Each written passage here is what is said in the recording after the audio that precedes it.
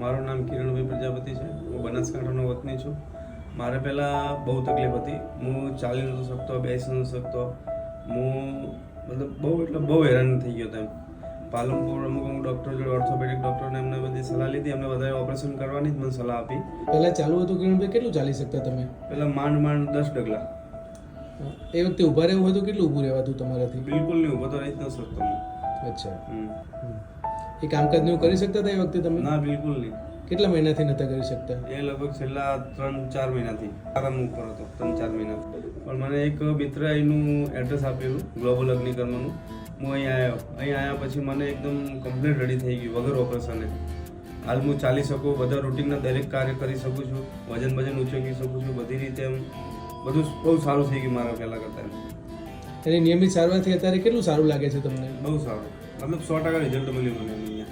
અત્યારે ચાલવું હોય તો ચાલી શકે છે? ચાલી શકું. હું રોજ રૂટીનમાં સવારમાં 3-4 કિલોમીટર ચાલું. સરસ. અને ઊભા રહેવું હોય તો અત્યારે કેટલું ઊભું રહી શકે? આખો દિવસ ઊભો રહું. કોઈ તકલીફ કોઈ હોય? તકલીફ નહીં. અચ્છા. અને કામકાજ ને બધું ચાલુ થઈ ગયું? રેડી રૂટીનનું. ટુ વ્હીલર કેવું ચલાવવું હોય તો ચલાવાય છે? હા, ચલાવો. બાઇક ને એવું બધું ચલાવાય છે?